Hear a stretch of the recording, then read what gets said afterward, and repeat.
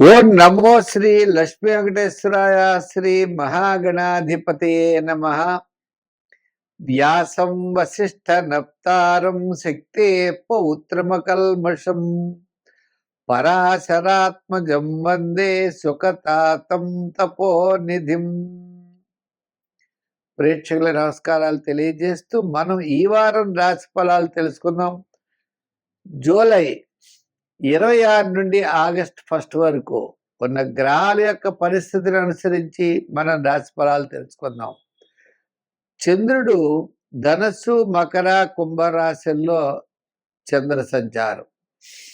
బుధుడు మిథున రాశిలో, రవి, గురులు కర్కాటక రాశిలో, శుక్ర, కేతువులు సింహరాశిలో, కుజుడు వృషభ రాశిలో, శని మీనరాశిలో, రాహు కుంభరాశిలో.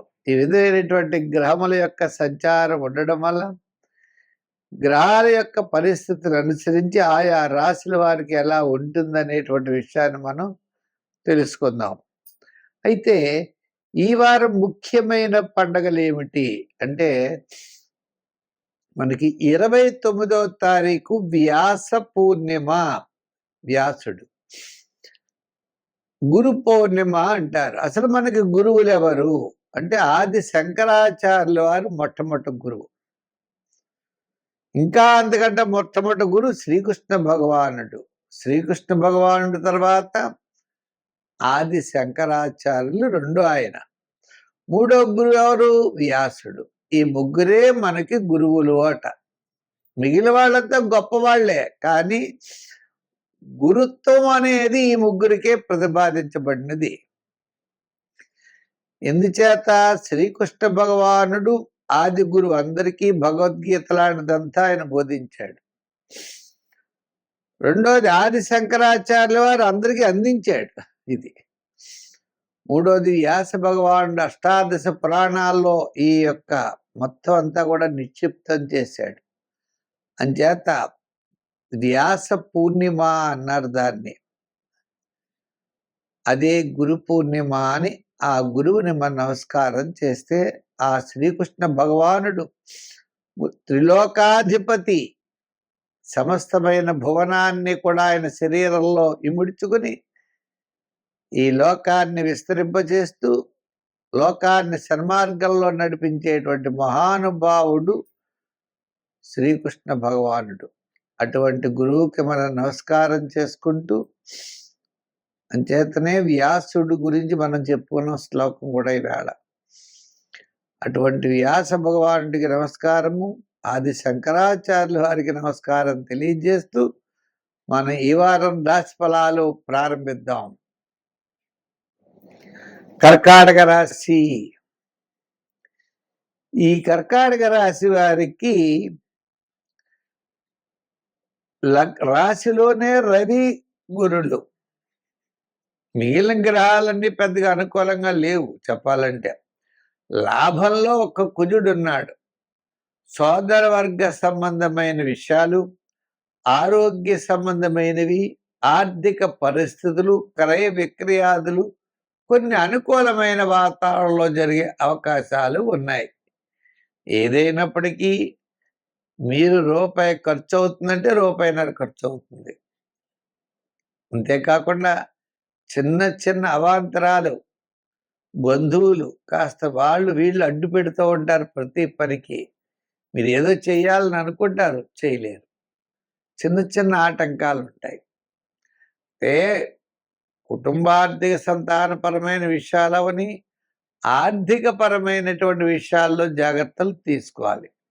ఇంకా ఆధ్యాత్మికమైన విషయాలు ఉంటాయి, దేవాలయాలు, పుణ్యక్షేత్రాలు దర్శించడం, అటువంటి విషయాలన్నీ కూడా బాగా జరిగే అవకాశాలు ఉన్నాయి. అలాగే వేళకి భోజనం, విందులు, వినోదాల్లో పాల్గొంటారు. చిన్న చిన్న విషయాలకు పట్టుదల పడతారు. అటువంటి పట్టుదల పట్టకండి, నిదానంతో ముందుకు వెళ్ళండి. మంచి అనుకూలత అనేది లభిస్తుంది. ఏదైనప్పటికీ కూడా గ్రహముల యొక్క బలం మిశ్రమైనటువంటి ఫలితాలు ఉన్నప్పుడు మనం ఎక్కువ శ్రమ పడవలసినటువంటి అవసరం అనేది ఉంటుంది.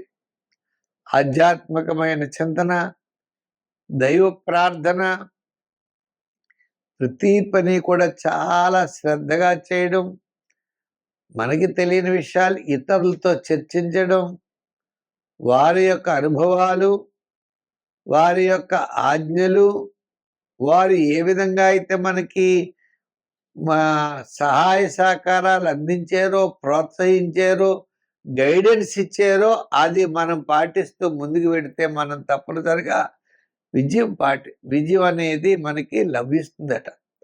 చేత నిదానంగా ఉండండి, విజయాన్ని పొందండి. కంగారు పడకండి, టెన్షన్ పడకండి.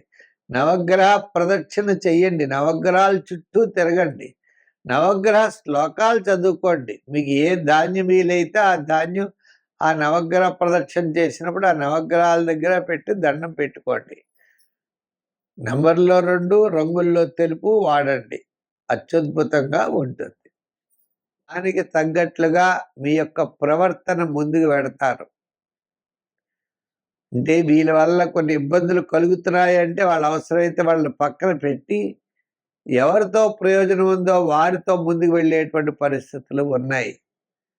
గతం కంటే మీలో ఒక మంచి మార్పులు, మంచి ఆలోచన, మంచి ప్రవర్తన, మంచి ప్రణాళికలు అనేటువంటి వాటిని ముందు వేసుకుని ముందు ప్రయాణం చేసే అవకాశాలు ఉన్నాయి.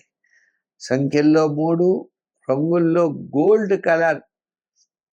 మరి ఆరాధనలో ఏం చేస్తే బాగుంటుందంటే శనివారనేమో శని భగవాను పూజించడం, ఓం శం శనై చరాయ నమః శని మంత్రం చేయడం, శనివారం నియమం చేయడం, అలాగే కాకులకి ఆహారం పెట్టడం, చీవలకు పంచదార పెట్టడం, జమ్మి చెట్టు ఉంటే ప్రదర్శనాలు చేయడం, ఇటువంటివన్నీ కూడా చేయడం ద్వారా మీకు మంచి ఫలితాలు లభిస్తాయి. స్వస్తి.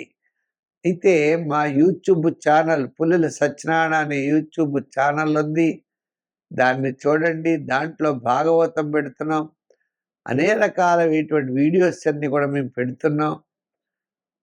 అంటే భాగవతంతో పాటు వార ఫలాలు, మాస ఫలాలు, షార్ట్స్, ఇటువంటివన్నీ కూడా ఉంటాయి. కాబట్టి తప్పనిసరిగా వాటిని మీరు ప్రతి ఒక్కరికి షేర్ చేయండి, లైక్ చేయండి. భాగవతం మీరు వినండి, అందరి చేత వినిపించండి, తరించండి. సర్వే జన సుఖినో భవంతు. స్వస్తి. మళ్ళా వచ్చే వారం కలుసుకుందాం.